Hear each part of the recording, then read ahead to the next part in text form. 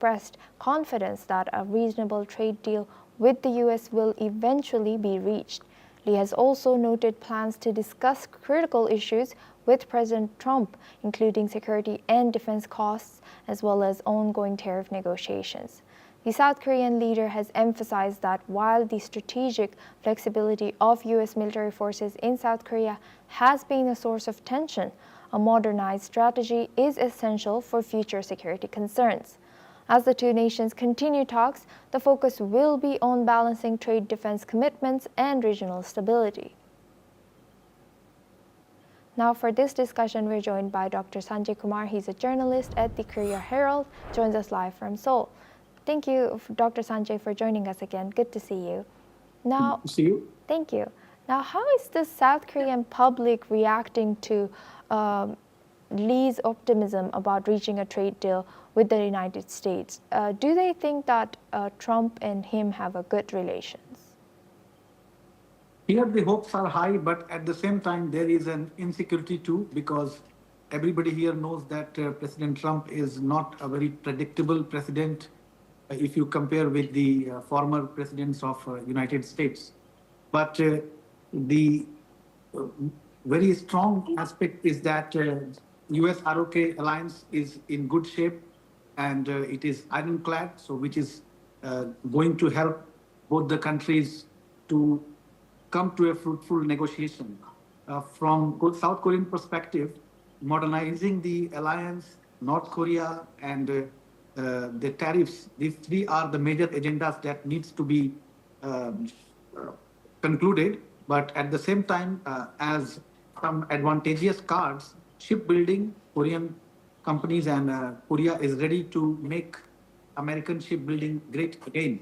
So this is being well received by the Korean shipbuilders.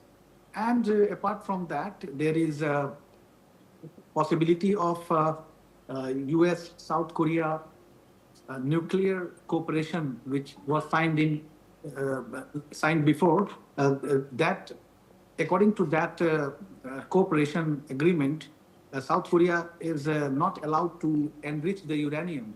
So there can be some discussions on that too from South Korean perspective. If you just consider the people's perspective here, of course, assertiveness is there, but people think that through President Lee's pragmatic diplomacy, something fruitful is going to come out. And Dr. Sanjay, can you share what do you think is the reasoning behind Lee visiting Japan first, meeting Ishiba, and then heading to States? See, in the East Asian philosophy, reviewing the past and learning the new has always been very important. And you know, like recently, Japanese Prime Minister has concluded the agreement, and that has been seen as a very significant move.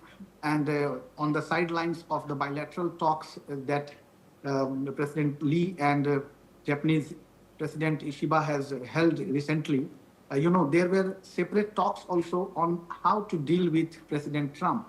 Although President Lee has not disclosed the specifics of that talk with Japanese Prime Minister, but he has said that he has learned so many things, and it will make him more confident while dealing with President Trump, because, you know, it should be taken as a reference. So it's a great piece of study and reference for Korean president that is going to help him. And Japanese-Korean ties are also in very good shape. Trilateral cooperation of Japan, US, and Korea, these all are deeply involved. So there is a strategic messaging also.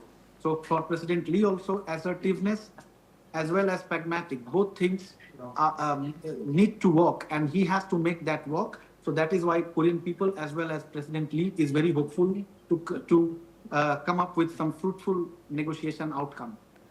Thank you. That was really interesting, Dr. Sanjay. And now looking at the defense, do you think there can be a shift in defense cost sharing or military posture? Well, concerns were already mounting because of the minimizing the troops. You know, 28,000 US troops are stationed here, then there also has been concerns about increasing the amount of expenses and the expansion of military amount uh, in the GDP. Those concerns were already there.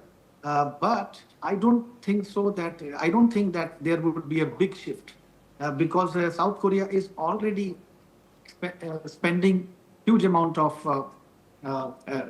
money into this